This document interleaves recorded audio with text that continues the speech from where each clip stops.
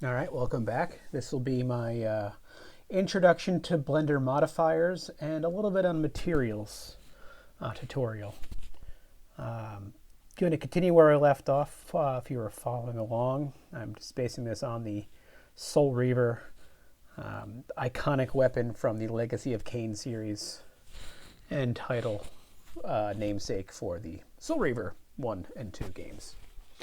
Anyway, when we last spoke, I just modeled this based on a background image. You can see here, it's pretty close. I'm using the shade smooth effect, and I added some nice geometry here in order to get this trying to look a little bit like the actual blade, even when I'm hit render. It's smooth, but if you look at it closely, all the edges are still pretty sharp and flat.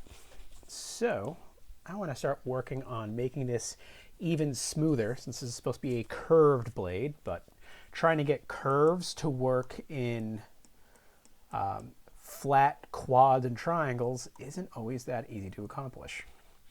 So what we can do is we can throw geometry at it, but rather than going through and subdividing even more and by hand smoothing it out even more, I'm going to use a modifier. So I'm going to go over to the modifiers panel.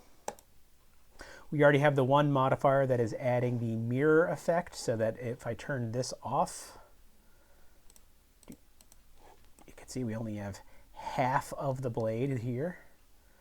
And that is the internal hull, but it's actually the way we've made this more complete than that. All right, something else I just noticed by turning this modifier off is that it looks like we're seeing the back half of it. I want to make sure that when we're working on things, we have our normals working in the right direction. Now, there's a term that we're going to be using a lot. What does normal mean? Well, in the context of 3D modeling and, well, geometry, normal, let me go into object mode real quick. And I'm going to add a plane.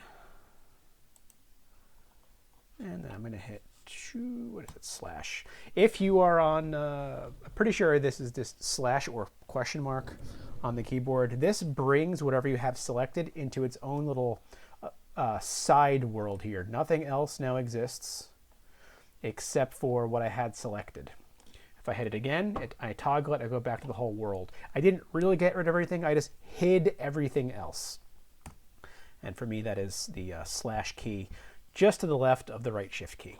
Anyway, while I'm in here, talk about normal. So here's a plane.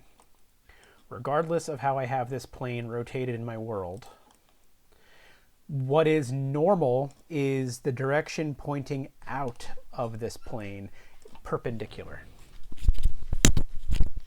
So as I rotate this, my normal would rotate with it. Now, by the way, if you hit Alt-R, you'll undo any rotation. Same thing if I've moved this thing around and hit Alt-G, I will undo any transportation. And if I scale it and hit Alt-S, I'll undo any scaling. It just resets it back to the world. That is, by the way, unique to the object mode. Doesn't really make sense in side edit mode. But in here, what I want to do is I'm going to extrude, right click. So I've got extra geometry here. I'm going to scale down to really, really tiny. And then I'm going to extrude up. So this pillar is pointing in the normal direction to this plane. It is perpendicular to the plane. No matter how I rotate this, that is always perpendicular. The opposite direction is not normal or anti-normal or normal prime. It's the same thing, except it would be considered a negative vector. Now that direction is used for calculating all the highlighting. In fact, I might have mentioned this briefly when I was talking about the flat shading versus smooth shading.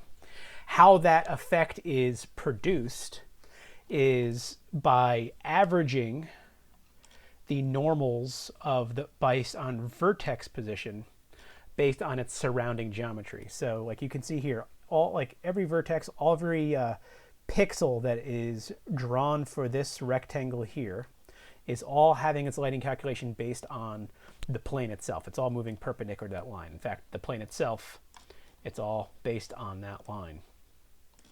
The smooth shading will average or attempt to smooth out.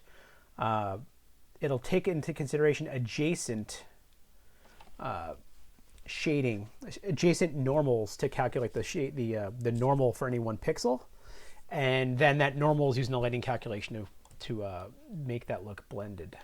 In fact, if I go here and select all, and I do shade smooth, you can see it kind of makes, oh, looks like I accidentally extruded that thing twice because that plane appears to be double-sided. Let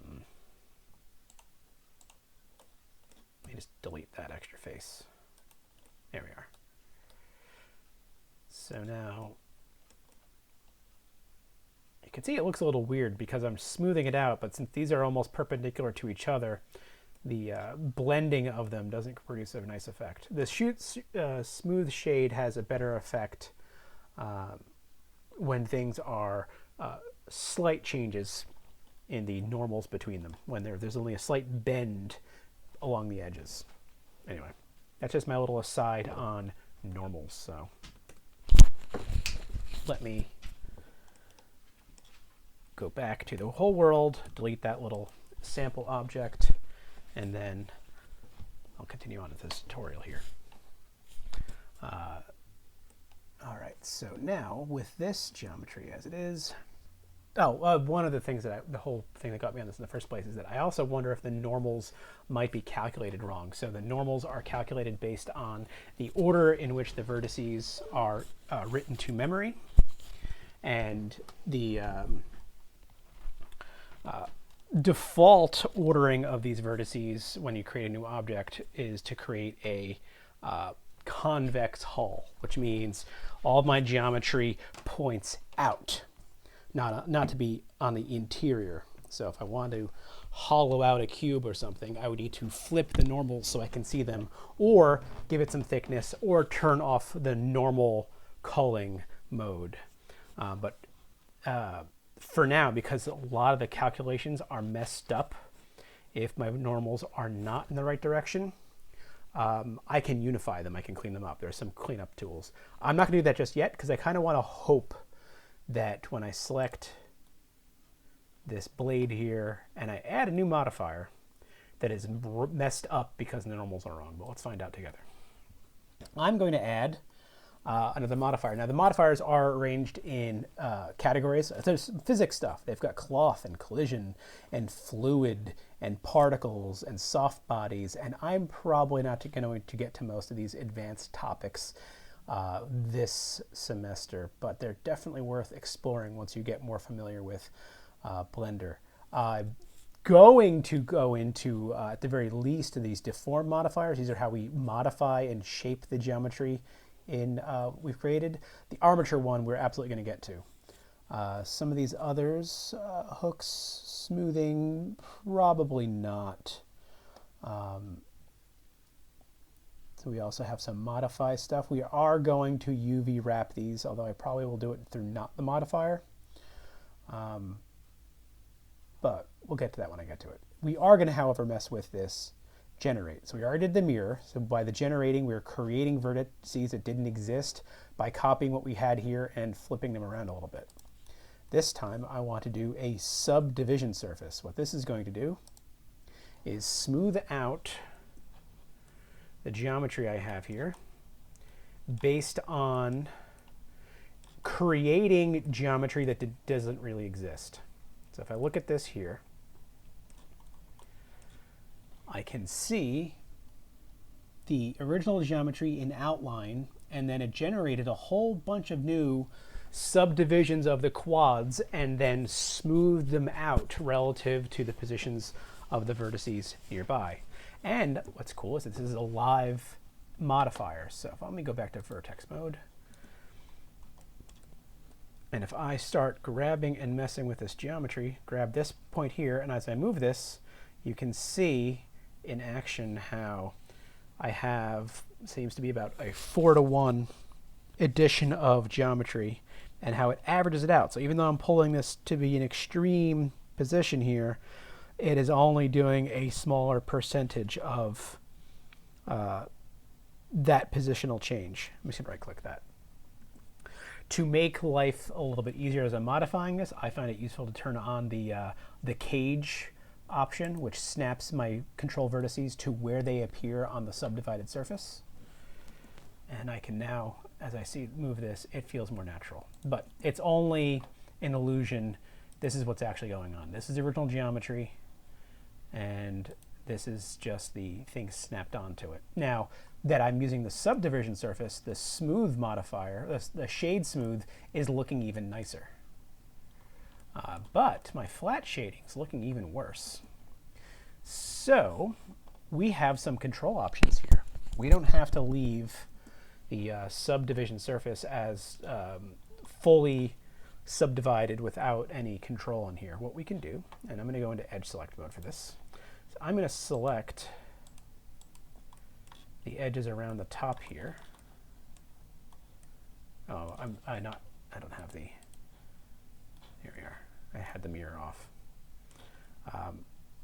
And what I can do is I can sharpen that edge, which basically tells the modifier to, yes, create the additional geometry, but then don't also apply the smooth filter in this direction across these edges. And you do this with Shift E. And what it's going to do is allows me to pull with my mouse how sharp I want this edge. And for this case, I want the whole thing. And you can see it changes colors once it hits its maximum. And then I'm going to grab this other one, which is a ring, and I'm going to sharpen that one down and just make sure that that is now back to my engineering level of flat, sharp edges. I might do the same thing with this and this edge and just sharpen that up a hair, and maybe even this one. And by adding these sharp edges, it just gives it a little bit more control over the definition of how this is going to work. I might even want the outer edge. Not the whole thing, mind you. I only want to work on the blade right now. Let me use the C brush and turn off some of my selection here. And now I'm going to sharpen this edge with, again, Shift E. And now I've got, when I render it, a much more organic. So there is still no such thing as a curve when we're ultimately rendering this geometry because we're dealing with polygons. But with the additional subdivisions, it's getting closer. This is, by the way, the whole point behind calculus, as the math was came up with to approximate curves with integer space, and you approximate that as you have more and more samples, and that's where like limits come from. And I'm kind of really liking the look of that one. By the way, this is producing a lot more geometry than I actually had to begin with. So if I take a look at my subdivision, I have a viewport render subdivider. And if I turn that on, let me zoom in over here so we can see it in action. If I turn my viewport down, it goes back at a level of 0. I have my original geometry. At a level of 1, it's now divided all of my geometry in half in both directions, horizontal and vertical. Again, this works on quads. If I have triangles in my mesh, it just doesn't really have an effect. It'll still make more geometry. We're just not going to see the results. And then the rendering one has this additional level where they're now subdivided again. So now instead of 4 times, we now have 8 times. We subdivided again. Now we're dealing with 16 times the geometry, and then 32, and so on and so forth. It just subdivides even more. But it is actually sending to the graphics card that much more geometry. So be careful when working with this. It is going to slow things down. Okay. And I think that's going to be it for this short little video. I just wanted to grab a little bit of time that I had available to show you how that works. Now, what I didn't get to show you real quick was that my normals could have been messed up. So let me grab a couple faces here and show you how that would have looked terrible. And I'm going to Control N is the menu that pops up, calls the calculate normals, or I believe it's under faces or mesh. Mesh, normals, flip. If you turn on subdivision surface and it starts to look like this, it is wrong. That is not what you intended. This is where I was telling you how the normals are used to calculate things like shading, and in this case, how the subdivision surface modifier even works. So if you have garbage that is not in your geometry here, and the lighting looks wrong, what you want to do is select your whole object and go to your mesh, normals, so it's Alt-N is my hotkey for that. And I want to recalculate inside or outside. If I am designing something like the interior of a room, I want the normals to point inward toward where the perspective is going to be seen from. If I have an object in that room, I want the normals calculated outside, a convex hull. So here we are. And now it's unified them all to be the outside. And I'm actually going to see what it looks like if I have the whole thing done inside interior. Let me just flip the normals. Oh, at least they're uniform. But I would definitely want this to be normals calculated outside. It will look wrong when you export it to a lot of applications because they do normal culling based on the direction of the planes, and if they're pointed away from the camera, they don't get drawn. We want if you think about it, if I'm looking at this, every bit of polygon that's pointed away from the camera is hidden by something in front of it that is pointed toward the camera. That's how the little graphics card trick, so that it doesn't it literally cuts the workload in half when we can turn normal culling on. So mesh, normals, recalculate outside. All right, I'm gonna leave that here. Maybe I'll continue modeling this in a future tutorial. All right, thanks for watching this quick one. Take care.